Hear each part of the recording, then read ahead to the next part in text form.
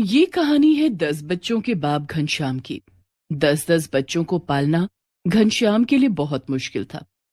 लेकिन एक दिन घनश्याम को कोई ऐसी चीज मिली जिसने उसकी सारी मुश्किलें आसान कर दी।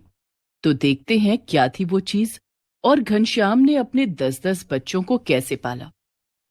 रात के 10 बज चुके थे।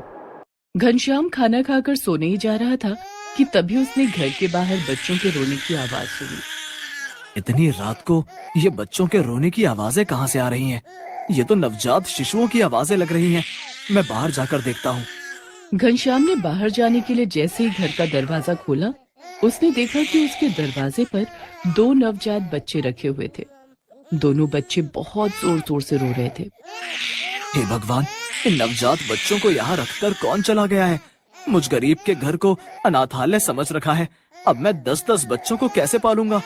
जी हाँ, सही सुना आपने, 10-10 बच्चे। दरअसल घनश्याम एक गरीब मजदूर था। वो मजदूरी करके थोड़े बहुत पैसे कमाता और अपने परिवार का गुजारा करता था।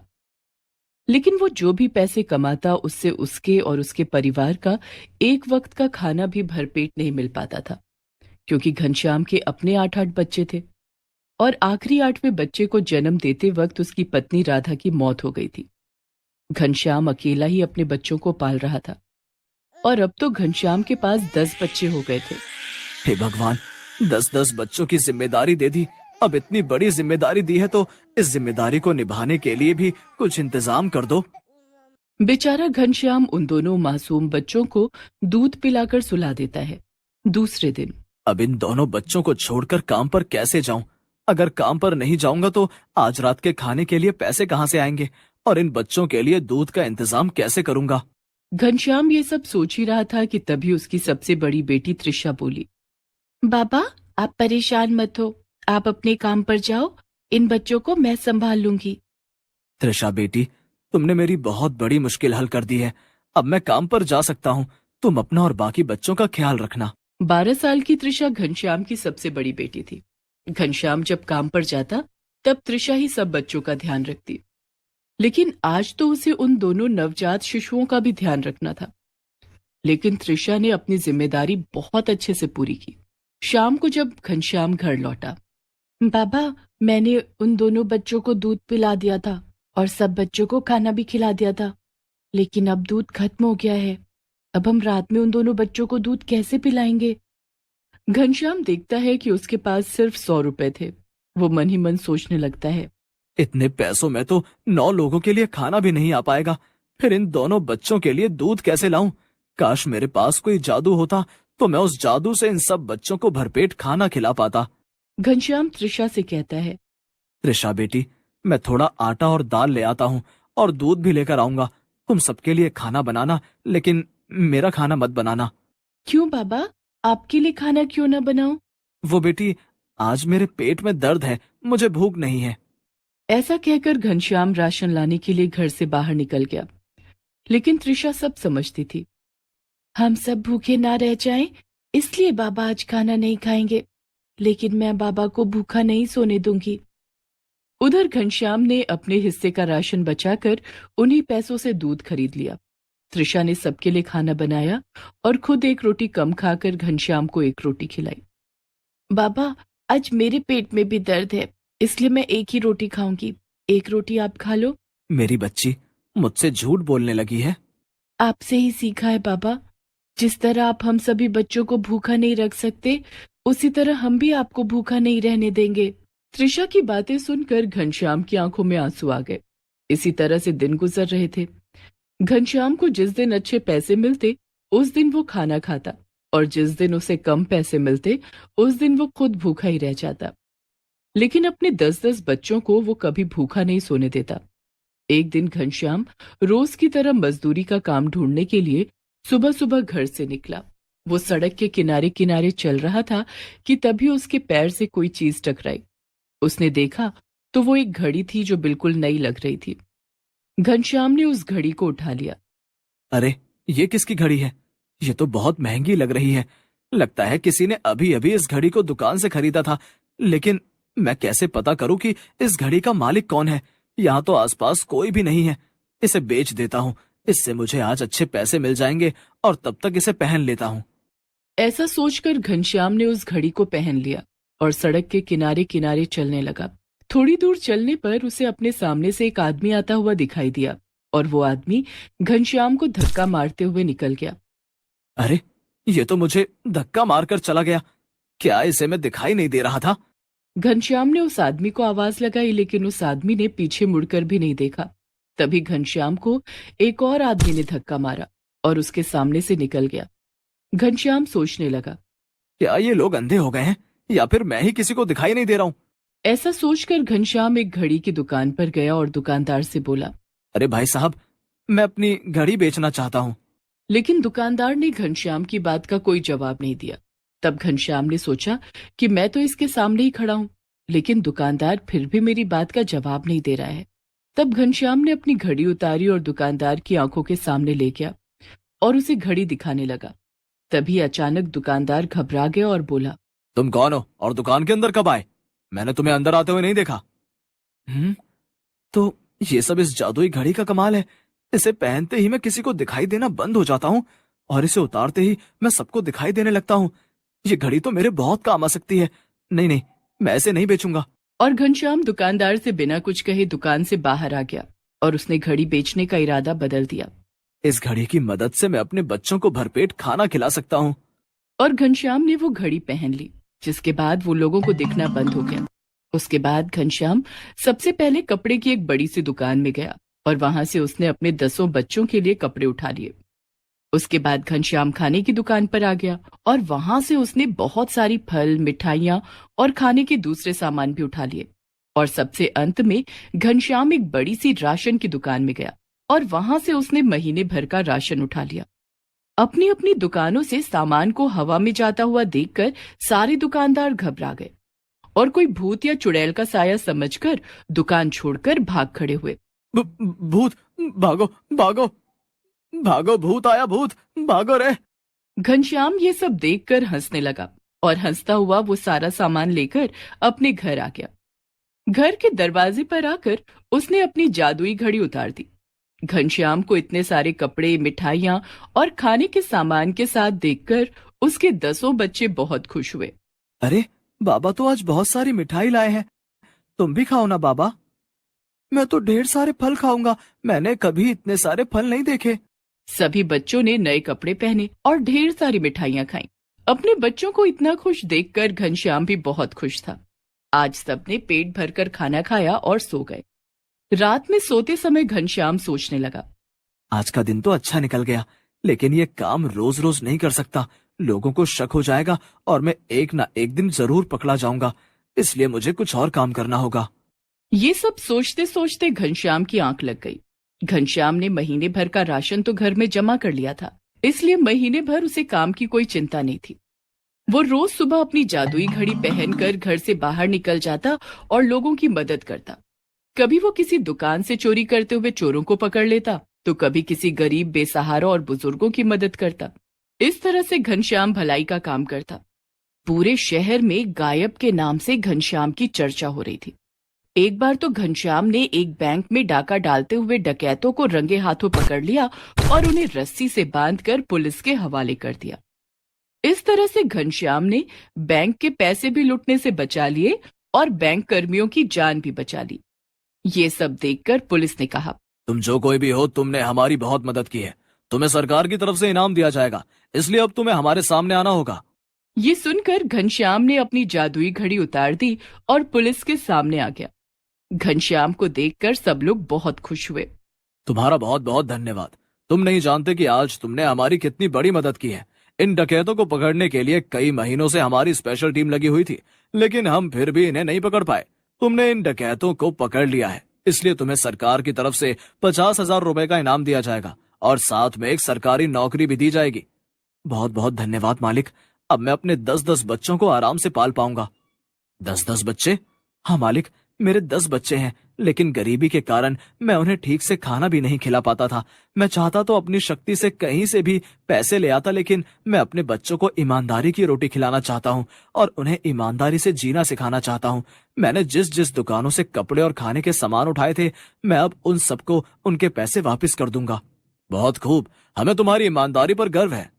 और कुछ ही दिनों के बाद घनश्याम को सरकार की तरफ से 50,000 रुपए का चेक दिया गया और साथ ही उसी बैंक में गार्ड की नौकरी भी दी गई।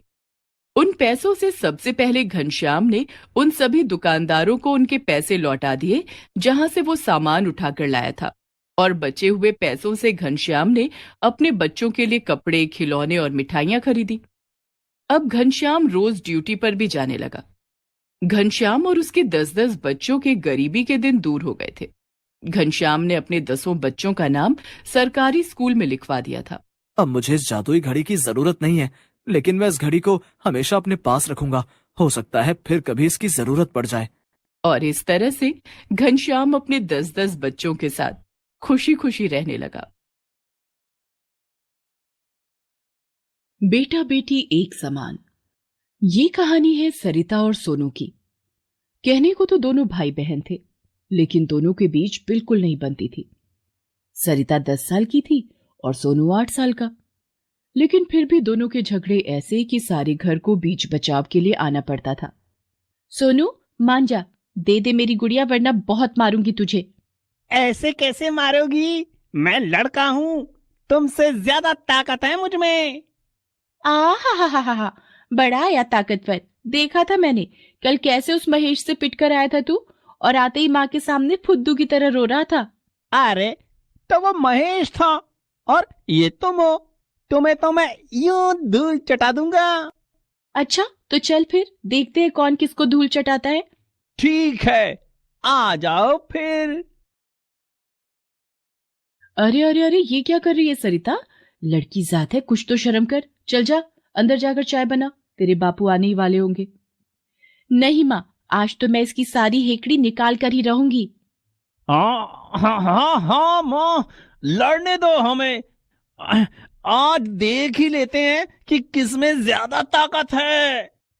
नहीं बेटा, ऐसा मत कर, ये तो बावली है, पर तू तो मेरा समझदार बेटा है ना। लड़ते हुए हाथ पैर टूट गए तो कौन इसे अपने घर लेकर जाएगा?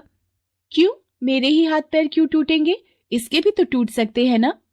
सरिता चुप हो जा, मैंने कहा ना अंदर जाकर चाय बना। चल जा जल्दी। माँ तुम बहुत बुरी हो, हमेशा इसी का साथ देती हो। इतना कहकर सरिता रोती हुई रसोई में चली जाती है। कुछ ही देर में सरिता और सोनू के पिता रामकिशन घर आ जाते हैं। वो एक किसान थे और खेती करके अपने परिवार का पेट पालते थे। वो दोनों बच्चों से बहुत प्यार करते थे। उनकी नजर में सरिता और सोनू में कोई फर्क नहीं था। बापू ये लीजिए चाय। बिटिया क्या बात है, आज चाय कुछ कम मीठी है, गुस्से में बनाई है क्या? बापू ये सोनू को समझा लो, आप हमेशा मुझसे लड़ता रहता है। अच्छा, तो फिर से तुम दोनों की लड़ाई हुई है। कोई बात नहीं, जाने दे बिटिया, छोटा भाई है तेरा। नहीं बापू, वो छोटा है लेकिन फिर भी मुझसे ज्यादा अहमियत है उसकी। माँ और दादी भी उसे ही ज्यादा प्यार करती हैं। मुझे सब पता है, मैं लड़की हूं ना, इसीलिए कोई मुझे प्यार नहीं करता। अरे ना बिटिया, ये किसने कहा तुझसे? किसी ने नहीं, लेकिन मुझे पता है यही सच है। इतना कहकर सरिता रोती हुई वहां से चली जाती है। रामकिशन समझ गए थे कि इस बार बच्चों का झगड़ा बच्चों तक सीमित नहीं था। रामकिशन ने फौरन सोनू और सरिता को अपने पास बुलाया, साथ ही बच्चों की मां सरिता और उनकी दादी राजमती को भी। हाँ भाई, अब बताओ क्या परेशानी है तुम दोनों की? बापू मुझे तो कोई परेशानी नहीं है। और सरिता तुझे? सरिता बहुत कुछ कहना चाहती थी, लेकिन कुछ बोल नहीं पा रही थी। उसकी आंखों से बस आंसू बह रहे थे। रामकिशन ने फिर से सरिता से पूछा, सरिता बता बेटी, क्या परेशानी है? अरे कोई परेशानी ना है बिटुआ, ये लड़की तो बस ड्रामे करे है। घर के काम ना करने पड़े इसके लिए मेरे सोनू से लड़ती रहे हमेशा। अपनी दादी की बात सुनकर सरिता से रहा नहीं गया। वो गुस्से से बोली, मैं लड़ती हूँ दादी? अब इतना तो झूठ मत बोलो। माना ये सोनू तुम्हारा लाडला है, लेकिन मैं भी तो कुछ लगती हूँ तुम्हारी कि नहीं? जे देखो पिद्दी सी छोकरी कैसे जुबान लड़ावे है। रामकिशन समझा इसे, लड़की है तो लड़की जैसे बात किया करे। मां, लेकिन उसकी एक बार सुन तो लो। सरिता, बिटिया, जो कहना है साफ साफ कहो। बापू, माँ और दादी हमेशा सोनू की ही तरफदारी करती है। वो सारा दिन कोई काम नहीं करता फिर भी। अच्छा, मैं कोई काम नहीं करता? मैं स्कूल जाता हूँ, पढ़ाई करता हूँ, और फिर बकरियों को चराने कौन लेकर जाता है? खेत जाकर बापू की मदद भी तो करता हूँ मैं। हाँ तो ये सारे काम तो मैं भी कर सकती हूँ। तू मेरे जितने काम करके बता तब मानू। ए सरिता, चुप हो जा। लड़का लड़की के काम अलग होते हैं। फालतू मत लड़ अपने भाई से। मालती, बोलने दो उसे। बापू, मैं भी स्कूल जाकर पढ़ना चाहती हूँ। चुप हो जा छोकरी, तू स्कूल जाके क्या करेगी? घर के कामन में मन लगा, वही तेरो काम है, समझी? नहीं मां, ये बिल्कुल भी ठीक बात नहीं है। बेटा हो या बेटी, पढ़ने का हक तो सबको है। सोनू की तरह अगर सरिता भी स्कूल जाने लगे तो उसमें बुराई ही क्या है? बुराई है जी। घर पर रहकर सिलाई कढ़ाई सीख ले, घर के काम सीख ले, वही बहुत है। स्कूल जाके पढ़ना और फिर नौकरी करके घर चलाना तो लड़कों के काम है ना। लेकिन ये किसने कहा कि लड़कियां ये सब नहीं कर सकती? कैसे कर सकती हैं बापू? लड़कियों में इतना दम ही नहीं है। तो आ, फिर दिखाऊं तुझे अपना दम। अरे रे रे रे, रुको रुको बच्चों, लड़ाई से ये मसला हल नहीं होगा। मेरे पास एक तरकीब है जिससे पता चल जाएगा कि आखिर किसमें कितना दम है। क्या मतलब बापू? देखो, तुम दोनों के बीच इसी बात की लड़ाई है ना कि कौन ज्यादा काम करता है या फिर कौन ज्यादा ताकतवर है। हाँ बापू, लेकिन मुझे पता है कि मैं ही ज्यादा काम करती हूँ और मैं इससे ज्यादा ताकतवर भी हूँ। नहीं बापू, मैं करता हूँ ज्यादा काम, जो ये दीदी कभी नहीं कर सकती। तो फिर ठीक है, आज से पूरे 1 महीने के लिए सरिता तुम वो सारे काम करोगी जो सोनू करता है, और सोनू तुम वो सारे काम करोगे जो सरिता हर रोज करती है। क्या आप सच कह रहे हो बापू? मैं स्कूल जाऊंगी और ये सोनू घर के काम करेगा? नहीं बापू, ऐसा कुछ नहीं करूंगा मैं घर के काम क्यों करूंगा? वो तो इसके काम है ना। क्यों डर गया? तो साफ साफ बोलना कि वो सारे तेरे बस के ही नहीं है। ऐसा किसने कहा? ठीक है, तो फिर लगी शर्त। वैसे भी तुम करती क्या हो? सारा दिन घर में पड़ी तो रहती हो बस। तो फिर ठीक है, आज से पूरे 1 महीने तक सोनू सरिता के सारे काम करेगा और सरिता सोनू के। और जिसने पहले हार मान ली वो ये शर्त हार जाएगा। और हां, एक बात और सुन लो, हारने वाले को हमेशा जीतने वाले की बात माननी पड़ेगी, ठीक है? दोनों बच्चे शर्त के लिए तैयार हो जाते हैं और उसी वक्त से दोनों के कामों की अदला बदली हो जाती है। अगले दिन सरिता सुबह सुबह तैयार होकर स्कूल चली जाती है और सोनू घर के कामों में लगा था। सोनू, ओ सोनू, मेरी चाय कहाँ है भाई? बाबा, वो मैं बस अभी लाया। सच तो ये था कि सोनू ने कभी घर के काम किए ही नहीं थे। उसे बड़ी मुश्किल हो रही थी, लेकिन फिर भी वो इस शर्त को हर हाल में जीतना चाहता था। इसलिए उसने अपनी माँ की मदद से घर के काम सीखने शुरू कर दिए। हालांकि ये सब करते हुए उसे सरिता की मेहनत का भी एहसास हो रहा था। चलो, धुल गए कपड़े। बाप रे, कितने सारे थे। चलो अब थोड़ी देर खेल कर आता हूं। सोनू बेटा, यहाँ आ तो जरा। नहीं माँ, मैं खेलने जा रहा हूं। लेकिन सरिता तो कभी बाहर नहीं जाती खेलने। वो तो हमेशा घर में ही अपनी गुड़ियों से खेलती है और अपनी मां की हर काम में मदद करती है। रामकिशन की बात सुनकर सोनू का मुंह उतर जाता है। वो अपनी माँ की खाना बनाने में मदद करने चला जाता है। दूसरी तरफ सरिता बहुत खुश थी। उसे स्कूल जाकर पढ़ना बहुत अच्छा लग रहा था। हालांकि कुछ काम थे जो उस पर भी भारी पड़ रहे थे। सरिता, चलो ये बोरियां उठाकर अंदर रखनी है। क्या? ये सारी बोरियां? ये तो बहुत भारी लगती है बापू। हाँ तो सोनू तो मेरे साथ उठवाता है हमेशा। सोनू की तरह सरिता भी हार मानने वाली नहीं थी। वो पूरी ताकत से अनाज से भरी उन बोरियों को उठाने में अपने पिता की मदद करती है। ऐसे ही पूरा 1 महीना गुजर जाता है। न सोनू हार मानता है और ना ही सरिता। शाबाश बच्चों, मुझे खुशी है कि तुम दोनों में से किसी ने हार नहीं मानी। लेकिन इस शर्त से तो कोई फैसला हुआ ही नहीं। अब क्या करें?